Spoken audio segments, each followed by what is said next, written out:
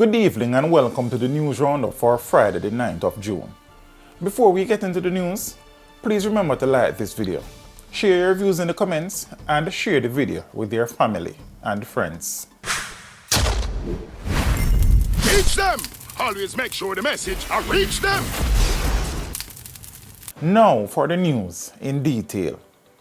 Authorities are urgently appealing for blood for an 80-year-old girl who was involved in an abduction and attempted murder incident and was found with her throat slashed in St. Andrew. In response to the incident, the Police Federation has initiated a blood drive for the child, urging individuals to donate blood at the National Blood Bank or any authorized location throughout the country and present the receipt at the Bustamante Children's Hospital or another suitable blood collection site. Preliminary reports into the incident are that the child was taken from the grounds of Brayton Primary School in Portmore, St. Catherine on Thursday afternoon. Her throat was slashed and she was thrown from a vehicle in Vineyard Town. Investigators say the child was seen walking along the busy thoroughfare when she bumped into a vehicle and the driver made inquiries. The motorist realized that the girl had a wound to her neck and rushed her to the Bustamante Hospital for children, where she underwent surgery. The police are yet to establish a motive for the abduction and attempted murder. 2 high-powered rifles and approximately 74 rounds of ammunition were seized by members of the Counter-Terrorism and Organized Crime Investigation Branch (CTOC) during an operation on Jakes Road, Kingston 3 today. 3 ballistic vests were also seized in the operation. 1 man was arrested in relation to the seizure. Dancehall artist Vybz Kartel filed a lawsuit against the government over his placement in solitary confinement by the Department of Correctional Services (DCS). Kartel's lawyer filed court documents alleging that his client's right to due process was violated as he was placed in solitary confinement without a hearing. The Ministry of National Security and the Attorney General have been named as respondents in the case. Kartel has been in 23-hour-a-day lockdown since last month after cell phones were found in the area where he was housed at the Tower Street Adult Correctional Center. His lawyer stated that his health is deteriorating as he suffers from Graves' disease and requires urgent medical treatment. In court documents, the lawyer seeks an order to prohibit the DCS from placing Kartel in solitary confinement, as well as damages for the breach of his constitutional rights. The case is scheduled to be heard next week. A man was reportedly shot and killed at the intersection of Dunrobin Avenue and Constant Spring Road in St. Andrew on Friday afternoon. The identity of the man have not yet been confirmed. The man, who is believed to be a windscreen wiper, was reportedly shot during a confrontation with a licensed firearm holder.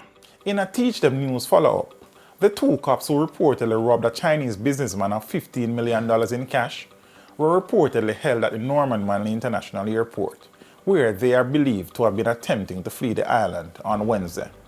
The officers are attached to the Hunts Bay Police Station in the St. Andrew South Police Division.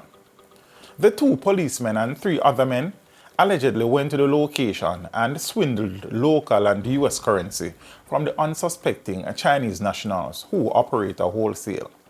A senior officer with knowledge of the investigation said that the actions of the men were captured on CCTV. It appears the men went to the location, entered and removed a few cameras. They then removed their masks without knowledge of another camera which captured the incident. They attempted to flee to the States and were held by CTOC. Reports are that about 1:30 p.m. on Tuesday, the 2 Chinese nationals were at their business establishment when they were visited by the policemen dressed in plain clothes. The policemen showed their ID and presented a fake search warrant they said was from the Constant Spring Police. The reason given for the search was suspicion of uncustomed goods. They were subsequently granted access to the establishment. It is alleged that the men searched the property and made off with 8.5 million Jamaican dollars along with US $40,000. It is understood that the Chinese nationals objected to the cash being confiscated, but were reportedly told that the monies would be returned at the station. Reports are that when the policemen entered their vehicle, they sped away, leaving the business operators. They also took an iPhone, which was tracked to a St. Andrew community where it was found destroyed. 200 vendors affected by the fire at the Musgrave Market in Portland on May 28 received checks Thursday, just 11 days after the fire, to help with their recovery efforts.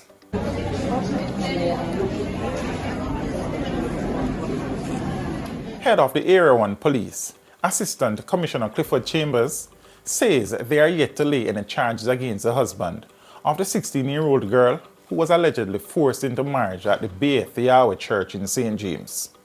He said they are working closely with the court and the Child Protection and Family Services Agency, CPFSA, who are leading that aspect of the investigation. On Wednesday, 23 children between the ages of 1 to 17 were removed from the compound, which is located in Paradise, Montego Bay. The children were deemed to be in need of care and protection. Among the children was a child bride. According to Jamaican law, the minimum age for marriage is 18 for both males and females. However, if an individual is 16 or 17, they can get married with the consent of their parents or legal guardians. Chambers, however, stated that there is no information to suggest that consent was granted for the teen to wed.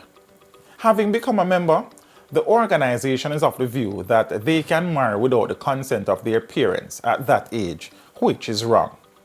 The person who allegedly performed the marital rites is not a registered marriage officer, and that means the marriage cannot be legitimate under Jamaican law. He said it was revealed that under the religious group's doctrine, marrying at age 16 is considered normal. He noted that most of the children have not yet reached that age. Chambers said investigations also uncovered that girls who go against the facility's rules have their heads shaved as part of the punishment. This is not the first time that the Jamaican authorities have removed children from the facility.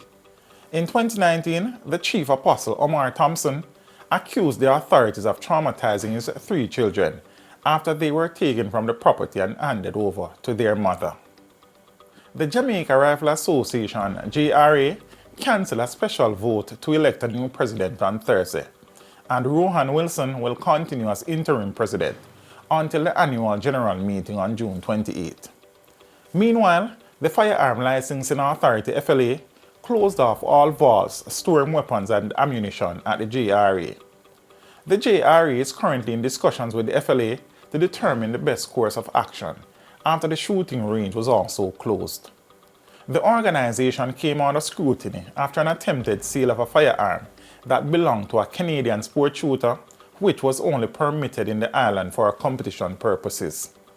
A member of the JRA expressed interest in purchasing the firearm, but the FLA seized the weapon as it was supposed to have left the island with its owner. In response to this incident, the FLA revoked the dealer's license of former JRA President Major John Nelson, who subsequently resigned amid the controversy. 2 men, George Murray, also known as Dunce, and Damian Muirhead, also known as Sonny T, have been arrested and charged in relation to an incident in Old Harbour Bay, St. Catherine. The charges include wounding with intent, possession of a prohibited weapon, and using a prohibited weapon to commit an offense. According to the police, the complainant was attacked by both accused around 6:15 p.m. on East Bay Drive, where they allegedly opened fire and shot him multiple times. The victim was taken to hospital for treatment. Murray and Muirhead were apprehended during an operation on May 28 and subsequently charged. Heavy and persistent rains in southern St. Elizabeth caused flooding and damage to homes in various communities. Residents in the Duncan and Bull Savannah districts expressed frustration, stating this was not the first time they had experienced such flooding. The Junction Fire Station also experienced flooding, requiring the relocation of their fire truck. Meanwhile, the rainfall in St. Elizabeth and South Manchester has caused significant crop losses for at least 20 farmers. Of the affected farmers, 12 have lost their entire production, including crops such as melons, tomatoes, and scallion. Teams from the Rural Agricultural Development Authority, RADA, were dispatched to assess the damage. A comprehensive report is expected by Monday. The Ministry of Agriculture says it will provide assistance to the farmers, including supply of seeds, grass for mulching, and drip hoses. If needed, additional support will be considered. The St. Andrew North Criminal Investigation Branch is investigating a murder and shooting incident that occurred at a house on Boonall Road in Stony Hill, St. Andrew. Despite heavy rain, a gunman entered the location and fatally shot an unidentified man, while also shooting a woman in the head around 3:30 p.m. The victims were engaged in repair work at the time of the incident. The motive behind the attack remains unclear, and the community expressed shock and confusion about the incident. The injured woman was reported to be responsive and receiving medical treatment. Labour Minister Pernell Charles Jr. is scheduled to travel to Canada to personally assess the working conditions of Jamaican farm workers following complaints of substandard conditions. He intends to meet with Canadian officials responsible for overseeing the program and has already had informal discussions with one official. Charles plans to discuss the extent of the observation across multiple farms and gather a comprehensive understanding of the issue that may not have been captured in a recent fact-finding mission. He emphasized the importance of considering multiple perspectives and aims to listen to all sides involved, including Canadian authorities, farmers, employers, and liaison officers. The goal is to gather a thorough understanding to inform sensible actions and improvements in the working conditions of Jamaican farm workers. The police in Westmoreland are investigating a possible connection between the killing of a man in Content Withorn and a case he had before the courts. The victim, 40-year-old Damian Henry, was out on bail and was scheduled to return to court on charges of wounding with intent and breaches of the Firearms Act related to an incident from last year. The shooting occurred around 10:45 a.m. when a gunman exited a vehicle, approached Henry standing along the roadway, and fired multiple shots at him before fleeing the scene. Henry was taken to hospital but was pronounced dead upon arrival. The police discovered 10 spent casings at the scene and have yet to identify any suspects in connection with the killing. A St. Mary taxi operator has been charged in connection with the rape of a 15-year-old girl in Decoy district in the parish. 31-year-old Ramon Oilet, otherwise called Ramsey, was arrested following the incident on May 31st. It is alleged that about 8 a.m., the teen boarded a taxi operated by Oilet when he detoured from the designated route. The driver later allegedly stopped the vehicle, climbed into the back seat, and sexually assaulted the teen. A report was made to the police and Oilet was arrested. In business, the Jamaica Stock Exchange, which has been the best performing stock index in the world for the past 2 years, is now one of the worst performers in 2023. The JSE index has experienced a decline of 7.33% since the beginning of the year, with trading values at about 2/5 of their 2022 highs. The reduction in the index is reflected in the decline of 30 companies on the main market, while only 17 have shown an increase so far. The JSE has seen a significant drop in trading value, with 54% less value trade in the first 5 months of 2023, compared to the same period last year. The decline in the stock market is attributed to factors such as the higher interest rate environment, weakened operating and financial conditions, and a lack of public market offers. Brokers have also been affected, reporting reduced earnings due to fair value losses and higher financing costs. The market's confidence has been further shaken by recent allegations and breaches in the financial sector. In the region, the United States government has introduced new measures to combat firearms trafficking from the U.S. into the Caribbean. Vice President Kamala Harris announced the creation of a coordinator position for Caribbean firearms prosecutions within the U.S. Department of Justice. This initiative aims to enhance information sharing among countries and support the prosecution of traffickers. Harris highlighted the bipartisan Safer Communities Act signed by President Joe Biden, which includes federal criminal offenses for firearms trafficking. Additionally, the U.S. will provide assistance to the newly established Caribbean Crime Gun Intelligence Unit in Trinidad and Tobago, offering training in firearms investigations and aiding in the prosecution of criminals. On the international scene, former U.S. President Donald Trump has been indicted on felony charges related to mishandling classified documents at his Florida estate.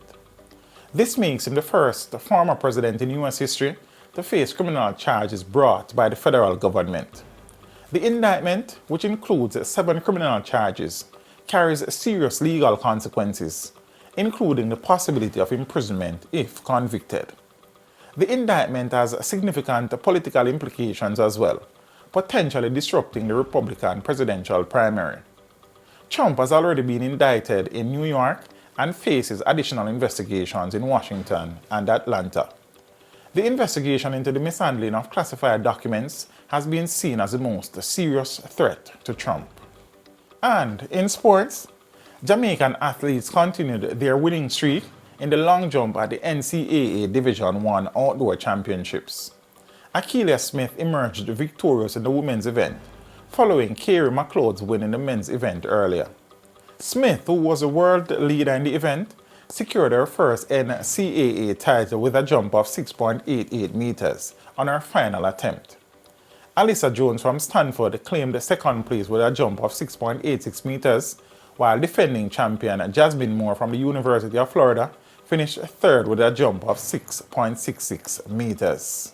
And that is it for your news roundup for today. We would appreciate you liking this video, leaving a comment, and sharing the video with your family and friends. Have a good evening and see you next time.